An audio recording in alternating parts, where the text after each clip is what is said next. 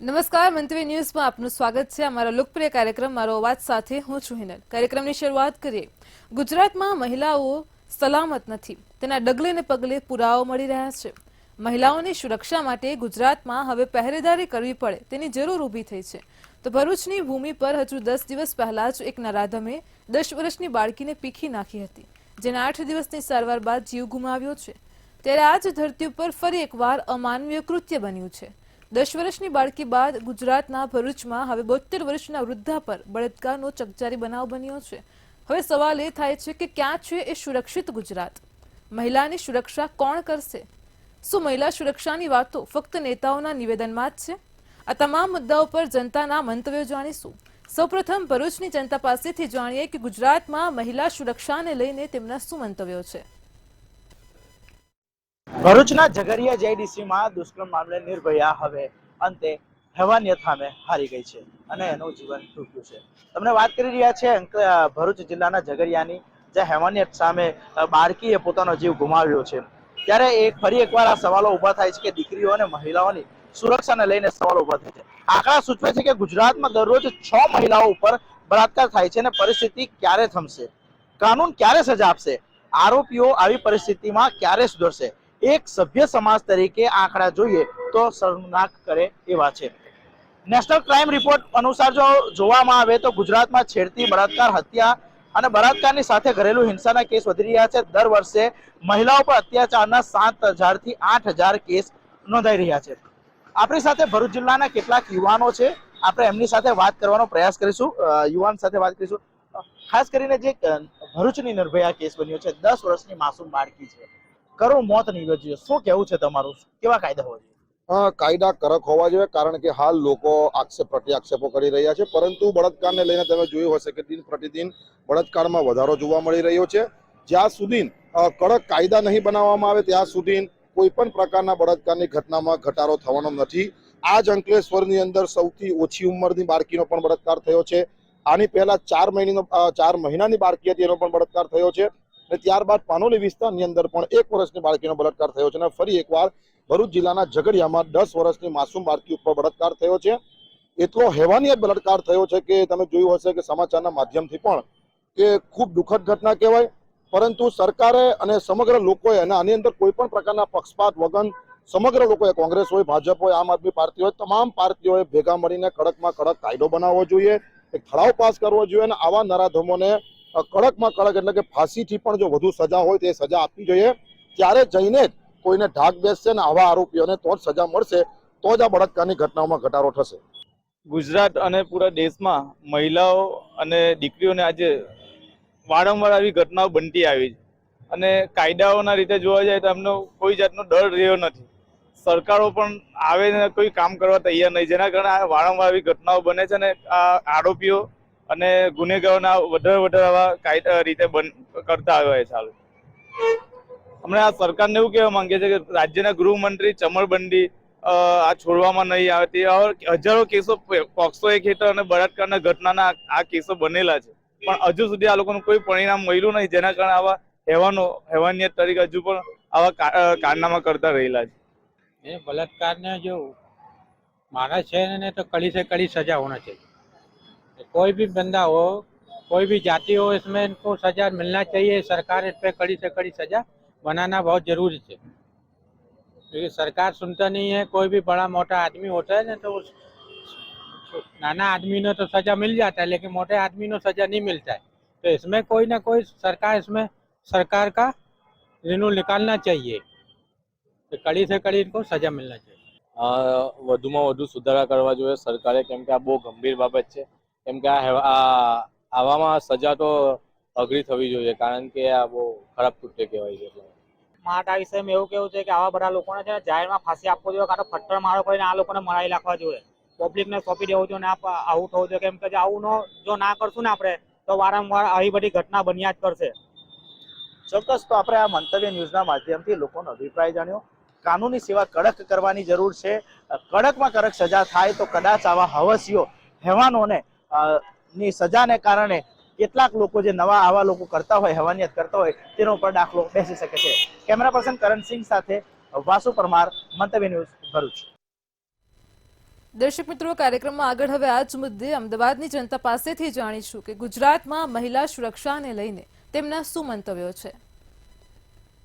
ગુજરાત સૌથી સુરક્ષિત રાજ્ય છે, પરંતુ આ વાક્ય કહેવું હવે ક્યાંક સાર્થક સાબિત નથી થતું, કારણ કે ગુજરાતમાં પણ છેલ્લા કેટલાય સમયથી દુષ્કર્મના કેસમાં સતત વધારો થઈ રહ્યો છે, જેને લઈને સરકાર દ્વારા મહિલાઓની સુરક્ષાને લઈને કરવામાં આવતી કામગીરી ઉપર પણ મહિલાઓ સવાલ ઉઠાઈ રહી છે. આ જ મામલે અમદાવાદની મહિલાઓ શું વિચારે છે, કારણ કે અત્યારે જે દિવસે ને દિવસે જે રેપ કેસો વધી રહ્યા છે, મહિલાઓની છેડતીના બનાવ બની રહ્યા છે, તેના લીધે એક મહિલાના મન ઉપર તેની અસર કેવી પડે છે. બેન, તમે એક મહિલા છો, પહેલા ગમે ત્યારે બહાર નીકળતા હતા, કોઈ ડર નહોતો લાગતો. હવે છેલ્લા કેટલાય સમયથી ગુજરાત સુરક્ષિત નથી, કારણ કે રેપ કેસમાં સતત વધારો થઈ રહ્યો છે. તમને એક મહિલા તરીકે કેટલી બીક લાગે? પહેલાં જેટલી સુરક્ષા હતી એના કરતાં અત્યારે અસુરક્ષિત જે છે વધારે મહેસૂસ થાય છે, કારણ કે અત્યારે ડગલે ને પગલે રેપના કેસ વધી રહ્યા છે. અને રેપના કેસ જે છે એવું નથી કે યુવતી ઉપર જ થાય છે, બાળકીની કોઈ પણ ઉંમર દેખવામાં આવતી નથી અને સતત એમાં વધારો થઈ રહ્યો છે. રાત્રે એકલા ક્યાંય જવું હોય તો 10 વાર વિચાર કરવો પડે છે કે આપણે જઈશું કે નહીં જઈએ. એટલે અત્યારે પહેલાં કરતાં તો સુરક્ષા વધારે અનુભવાતી નથી, ઉપરથી ઓછી અનુભવાય છે. એટલે મહિલાઓનું કહેવું છે કે સુરક્ષા અનુભવાતી નથી. બેટા, તું ભણે છે, પહેલા કોઈ ડર નહોતો લાગતો, પણ હવે તું પણ છાપું વાંચતી હોઈશ, સમાચાર જોતી હોઈશ, તો એ સમાચાર જોઈને તારી માનસિક શું પરિસ્થિતિ થતી હશે કે મારે બહાર જવું, ટ્યુશન જવું, સ્કૂલ જવું, કેવી અસર થાય? રાત્રે ઘણી વખત જો બહાર નીકળવું હોય તો બહાર નીકળતા પહેલાં વિચાર કરવો પડે કે બહાર એકલું જવું કે નહીં, કોઈની સાથે લઈને જવું, અગર એકલી જઈશ તો સેફ છું કે નહીં, એવા ઘણા બધા વિચારો આવે અને મનમાં એક બીક રહી છે કે રાત્રે એકલું જવું કે નહીં. એટલે જે નાની બાળકીઓ છે તેમના મનમાં હવે બીક પેદા થઈ ગઈ છે. બેન, શું કહેશો? તમારી નાની બાળકીઓ હશે, તમારી છોકરીઓ હશે, બહાર મોકલતા તેમને સ્કૂલે, ટ્યુશન, કેમ કે આપણે ઘણા બનાવ એવા જોયા કે સ્કૂલમાં પણ એવા ખરાબ બનાવો બને છે. કેટલી બીક તમને એક માતા તરીકે લાગતી હશે? બહુ જ લાગે, કારણ કે જ્યાં સુધી આપણી છોકરી ઘરે ના આવે ત્યાં સુધી આપણને હંમેશા ચિંતા રહે કે સેફલી ઘરે પહોંચશે કે નહીં પહોંચે. ટ્યુશનમાંથી નીકળે તો ફોન કરીને પૂછો કે સેફ નીકળી, રિક્ષામાં, ઓટોમાં બેસી, સેફ બેસી કે નથી બેસી, મોબાઈલ ચાલુ રાખવાનો. ઘણી બધી બીક લાગે, કારણ કે જ્યાં સુધી ઘરે ના પહોંચે ત્યાં સુધી આપણને બહુ જ એક મા તરીકે, એક સ્ત્રી તરીકે ઘણી બધી ચિંતા રહી છે. એટલે એક માતા અને પોતાની દીકરીની જે ચિંતા છે તેમાં હવે સતત વધારો થઈ રહ્યો છે. બેન, તમે શું કહેશો? કારણ કે સરકાર કાયદા બનાવે છે, તે કાયદાનું પાલન પણ ક્યાંક થાય છે, ક્યાંક નથી પણ થતું. મહિલાઓએ પણ શું સાવચેતી રાખવી જોઈએ? મહિલાઓએ પોતાના પ્રોટેક્ટ માટે શું કરવું જોઈએ? સૌપ્રથમ તો એ કહીશ કે ગવર્મેન્ટે મહિલાઓ સુરક્ષા માટે બહુ બધા કાયદાઓ બનાવેલા છે, પણ એક અવેરનેસના અભાવથી એ સ્ત્રીઓ એનાથી વંચિત છે કે એ કાયદાનો મારે યુઝ કેવી રીતે કરવો. પહેલાં મારે કંઈ બી બનાવ મારી જોડે બન્યો છે તો હું કયો કાયદો અથવા કઈ વ્યક્તિ જોડે જઈને વાત કરું એ બી મહિલાઓને ખબર નથી હોતી, જેથી જે અંદર ડરી અને પોતાને સાથે કંઈ બી ઘટના બની હોય છે ને તો એ છુપાવી દેતી હોય છે, કંઈક ડરથી કે સમાજના ડરથી, અથવા તો કંઈ બી હું કોઈ આગળ વ્યક્ત કરીશ તો એ બી મને હાસ્યપાત્ર બનાવશે. એવી રીતે એ મહિલા પોતે અંદર ડરથી બોલી નથી શકતી. અને સમાજને પણ ક્યાંક જાગૃત થવાની જરૂર છે, કારણ કે આપણે અત્યારે ભરૂચનો કિસ્સો તાજેતરનો છે કે 1 મહિના પહેલા તેના પરિવારે સમાજના ડરથી છુપાવ્યું હતું. એટલે લોકોએ, પરિવારે પણ, જે મહિલા હોય જેની સાથે આવું થયું તેને સપોર્ટ કરવો જોઈએ, સમાજે પણ તેની સાથે રહેવું જોઈએ, ખરેખર રહેવું જ જોઈએ. પણ અત્યારે છે ને કે હું જો આગળ કાયદાને હાથમાં લઈ, અને હાથમાં તો ન લઈ શકે પણ કાયદાના સાથે રહીને જો કંઈક અપરાધી વિરુદ્ધ કાર્ય કરવા જઈશ અને પછી આગળ જતાં જો મને બીજા કોઈ બી પ્રેશરથી દબાવવામાં આવશે તો પહેલાં તમારા નામની જ બદનામી થશે, એ બી ડર હોય છે મહિલાને અથવા એના ફેમિલીને. એ મેઇન મુદ્દો આવે છે. એટલે મહિલા સમાજના ડરથી પણ ક્યાંક ચૂપ રહે છે. બેન, તમે શું કહેશો? કારણ કે મહિલાઓ સાથે જે અત્યારે બનાવ બની રહ્યા છે, ક્યાંક એવું લાગે કે પોતાના છોકરાઓને પણ શિક્ષણ આપવાની જરૂર છે, કારણ કે દરેક લોકો પોતાની છોકરીઓને શિક્ષણ આપે છે. છોકરાને હવે શિક્ષણ આપવાનો સમય આવ્યો એવું લાગે?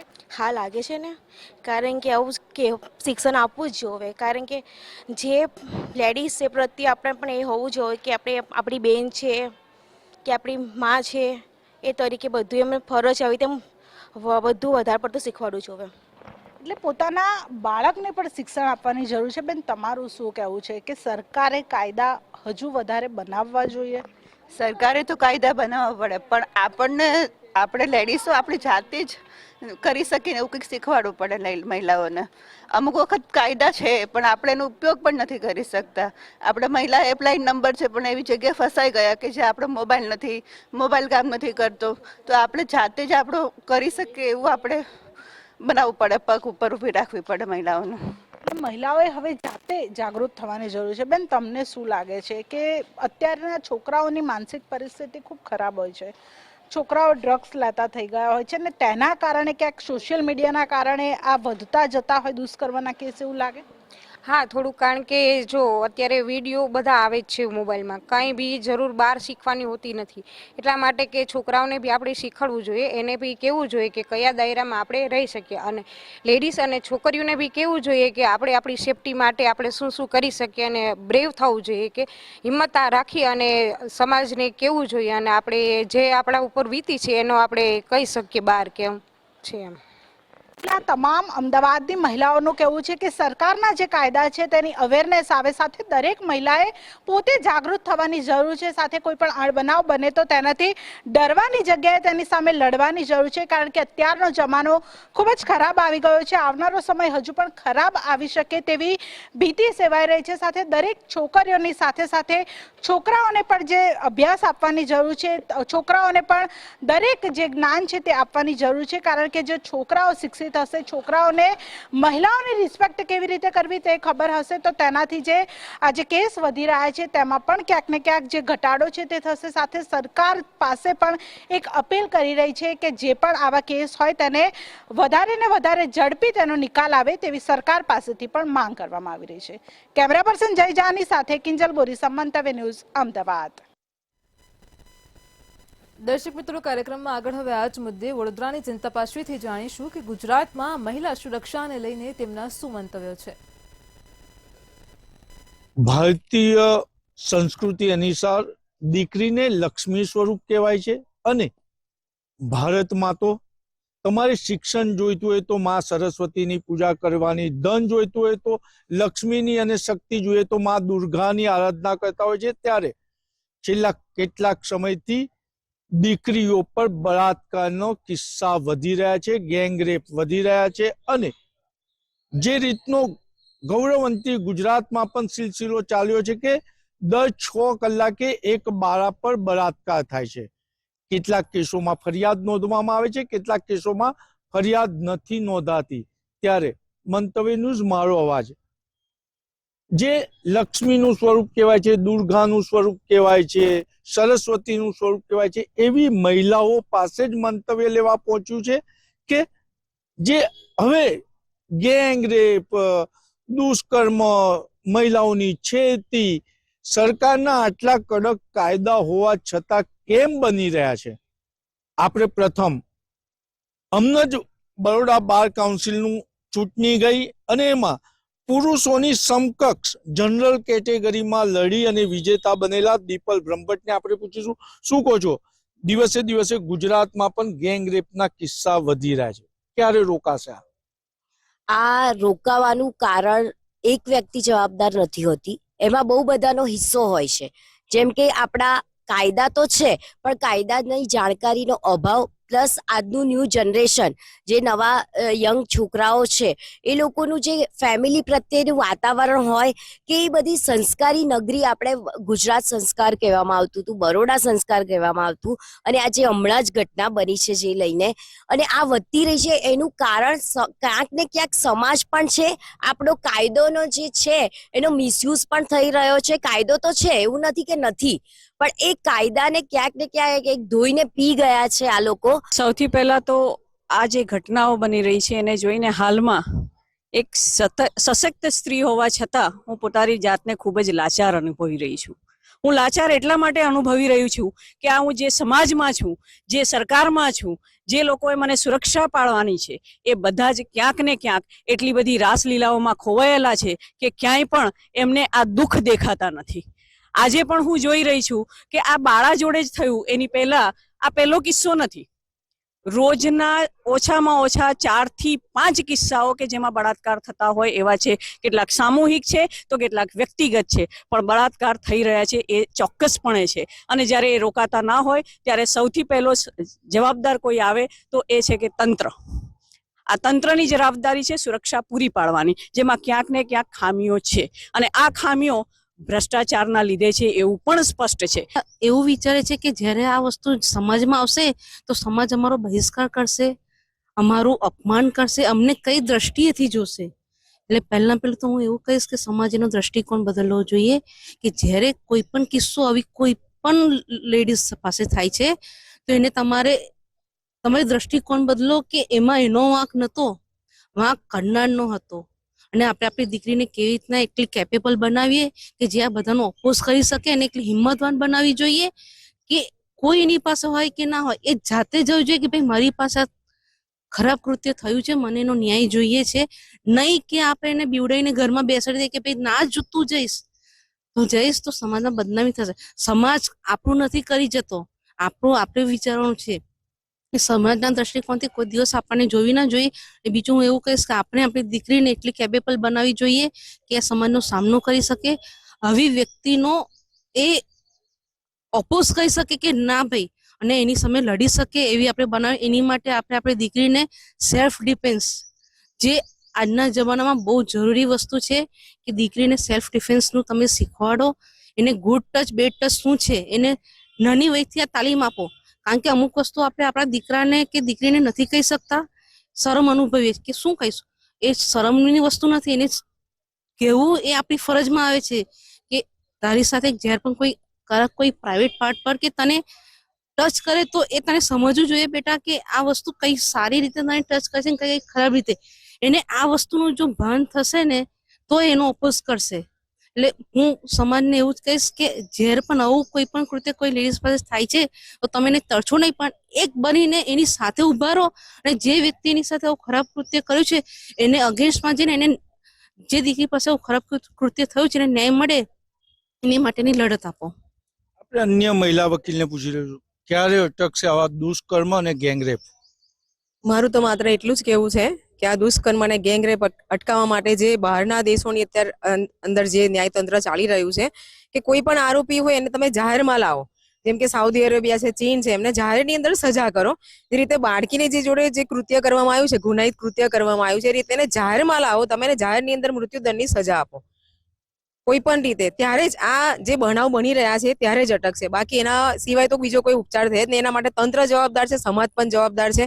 અને બીજું મારું એવું કહેવું છે કે જે નોલેજ હોવું જોઈએ, અજ્ઞાનતા, કાયદાની, સમાજની સમજણની બધી અજ્ઞાનતા જવાબદાર છે આ માટે. એના માટે માત્ર કુટુંબ પરિવાર જવાબદાર નથી, પણ સર્વે જવાબદાર છે.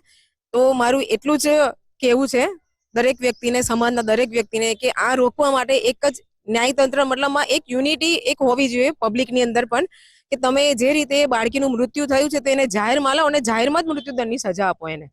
અને એ સમાજના લોકો અને તંત્ર પણ કરી શકે છે, પણ એ શા કારણે નથી કરી શકતા એનું તો ખબર નથી હવે આગળ કે શું કરવું એમ. એ એના માટે ન્યાયતંત્ર જવાબદાર છે. બસ જેમ પણ એમ ન્યાય મળે બાળકીને, બસ મારી એટલી જ અરજ છે. Thank you. આ હતા વડોદરા મહિલા એડવોકેટનો અવાજ. અને હવે મારો અવાજ. જ્યારે દુષ્કૃત્ય કરનારા, ગેંગરેપ કરનારા ખુલ્લે આમ કૃત્ય કરી રહ્યા છે તો એમને સજા ખાનગીમાં કે સંતાડીને કેમ આપવામાં આવે છે તેવી ચર્ચાનો મુદ્દો હતો. અને મહત્વનો મુદ્દો એ કે રામાયણ કાળ હોય કે મહાભારત કાળથી સ્ત્રી પર અત્યાચાર થતા આવ્યા છે. રામાયણ કાળની વાત કરીએ તો મા સીતાનું હરણ સાધુ બનીને રાવણે કર્યું, અને દ્રૌપદીનું ચિરહરણ દુશાસને કર્યું. પરંતુ ત્યારે પણ રામ ભગવાને શ્રીલંકા પર જઈ અને રાવણનો વધ કર્યો, અને ભીમે દુશાસનનો જાહેરમાં છાતી ફાડીને વધ કર્યો. હવે સનાતન હિન્દુ ધર્મની વાત કરનાર સરકારોએ પણ આવું જ રામ અને ભીમ જેવું જ દુષ્કૃત્ય કરનારા જોડે કરવું પડશે, કારણ કે તો જ આ દુશાસન અને રાવણ અટકશે. દર દશેરાએ રાવણનું દહન કરવાથી રાવણ વૃત્તિ હજુ પણ ખતમ નથી થઈ, એટલે રાવણ વિચારસરણીને પણ હવે મારવાની જરૂર છે. કેમેરામેન કેતન સિંધે સાથે નિલેશ બ્રહ્મભટ્ટ, મંતવ્ય ન્યૂઝ, વડોદરા. દર્શક મિત્રો, કાર્યક્રમમાં આગળ હવે આ જ મુદ્દે સુરતની જનતા પાસેથી જાણીએ કે ગુજરાતમાં મહિલા સુરક્ષાને લઈને તેમના શું મંતવ્ય છે. એકવાર ફરી દીકરી અને મહિલાઓની સુરક્ષા પર સવાલ ઉઠ્યા છે. અનેક વાર દુષ્કર્મોની ઘટના સામે આવતી હોય છે. કાયદા કાનૂન મજબૂત હોવાનું કહેવામાં આવે છે, છતાં પણ ક્યાંક ને ક્યાંક આ જે ઘટનાઓ છે અટકવાનું નામ નથી લેતી. અને એમાં વળી આ ભરૂચવાળો જે રેપ કેસ હતો એની અંદર 10 વર્ષની દીકરી હવે મોતને બેઠી છે. તેના પાછળની જવાબદારી કોની? બળાત્કારીઓ તો બળાત્કાર કરીને જતા રહે છે, પરંતુ જે પીડિતા હોય છે એના જીવનની ઉપર એની ઉપર સવાલો ઉઠે છે. અન્ય મહિલાઓની સુરક્ષા ઉપર, અન્ય દીકરીઓની સુરક્ષાને લઈને એક ભયનો માહોલ જોવા મળતો હોય છે. સુરત ખાતે પણ અવારનવાર આવી ઘટનાઓ બનતી હોય છે. ત્યારે કેટલીક જે કહી શકાય કે ગર્લ્સ આપણી સાથે છે, આ ગર્લ્સ જોડે જ આપણે વાત કરીને જાણીએ કે એમનું શું કહેવું છે. વ્યવહારિક છે કે આ જે ગર્લ્સ છે આડે દિવસે ક્યાંક કોલેજ, ક્યાંક કોઈ શોપ, તો ક્યાંક નોકરી, કોઈક ને કોઈક જગ્યાએ જે છે મહિલાઓ કામ કરતી જતી, ભણતી ભણાવતી હોય છે, પણ આ મહિલાઓની સુરક્ષાની ઉપર પણ સવાલ ઉઠી રહ્યા છે. શું કહેવું છે તમારું? જે રીતના આ 10 વર્ષની જે દીકરી સાથે બળાત્કાર થયો, હવે તે મોતને ભેટી છે. ભરૂચની ખૂબ જ હચમચાવી દઈને એવી ઘટના સામે આવી હતી અને કેટલાક આરોપીઓ પકડવાના હજી પણ બાકી હશે. અન્ય ઘટનાઓને લઈને આપનું શું માનવું છે? મારું કહેવું છે કે સુરતમાં પણ આવી ઘણી બધી ઘટનાઓ થઈ છે. 2 વર્ષની છોકરીઓ ઉપર પણ આવા દુષ્કર્મ થયા છે. જ્યારે આજે સવારે પાછી આ ન્યૂઝ આવી કે ભરૂચની દીકરી ઓફ થઈ ગઈ છે, તો હવે પાછા અમારા માઇન્ડમાં એ જ બધી વસ્તુઓ ચાલવા લાગી છે કે અમારે હવે કેવી રીતના નીકળવું બહાર. કે અમે તો હવે મોટા છે, ચલો અમે થોડુંક સમજી પણ શકીએ છીએ, પણ જે નાના છોકરાઓ છે, જે અમારા ઘરની છોકરીઓ છે નાની, એ સ્કૂલ કેવી રીતે મોકલવું? મતલબ સેફટીના નામ પર કંઈ જ નથી. ડેલી ને ડેલી આવું કંઈકનું કંઈક નવું આપણને સાંભળવા મળતું હોય છે કે આજે અહીંયા આમ થયું, આજે આમ થયું. એમાં જે આરોપીઓ છે, આપણે જોઈએ તો આરોપીઓ માંડ 10% આરોપીઓને પકડી શકતા હોય છે પોલીસ.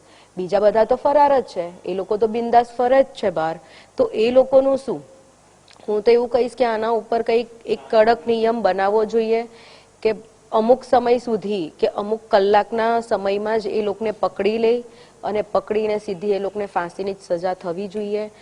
મારે કેવું છે કે આ દેશની દીકરીઓ સુરક્ષિત નથી, એના માટે સરકારે પગલાં લેવા જોઈએ. અને પહેલાં તો આપણા ગુજરાત સરકારે કંઈક પોલીસ મોટી મોટી કમ્યુનિટી કહે છે, પણ એ લોકો કંઈ આગળ કરતા જ નથી. દિવસે ને દિવસે સચિન છે, પલસાણા છે, પાંડેસરા છે, એ વિસ્તારમાં તો છોકરીઓને બળાત્કાર થતા જ હોય છે, પણ એ ક્રાઇમ સામે આવતા નથી. ભયને કારણે બધા એ થઈ જાય છે કે નહીં અમારી ઇજ્જત જતી રહેશે, અમારા ઘરમાં દીકરી એ થશે, એને કારણે આગળ આવતા જ નથી, ત્યાં સ્ટોપ થઈ જાય છે.